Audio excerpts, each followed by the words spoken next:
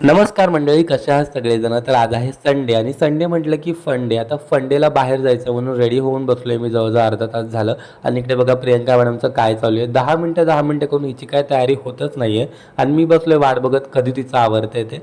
Finally Priyanka madam ready झाल्या आणि आम्ही निघालो बाहेर. आता बऱ्याच लोकांना असं वाटतं की संडे म्हटलं की आरामाचा दिवस, पण मला विचाराल तर संडे हा एक फॅमिली टाईम असतो. तुमच्या कुटुंबाबरोबर छान वेळ घालवता यावा म्हणून दिलेली ती हक्काची सुट्टी असते. आणि कसं आहे ना, आपल्या सुट्टीची वाट ही आपली बायका मुळेच आपल्यापेक्षा जास्त बघत असतात असं मला वाटतं. आणि आपल्या बायका तर वर्षातले 365 दिवस किचनमध्ये सकाळ दुपार संध्याकाळ राबत असतात. त्याच्यामुळे रविवारची सुट्टी त्यासुद्धा डिझर्व करतात असं मला वाटतं. त्यामुळे प्रत्येक रविवारी आयदर घरी काहीतरी स्पेशल बनवून किंवा मग प्रियंकाला असं बाहेर येऊन छोटीशी ट्रीट देऊन आम्ही आमचा रविवार सेलिब्रेट करतो.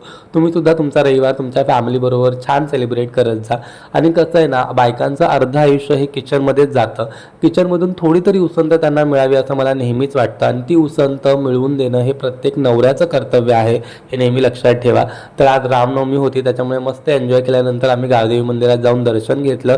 रामनवमी निमित्त छान मंदिर सजवलं होतं. छान दर्शन झाल्यानंतर खूप ऊन होतं, त्याच्यामुळे मग आम्ही मस्त आमचा फेवरेट असा थंड थंड उसाचा रस पिला आणि आमचा रविवार एन्जॉय केला.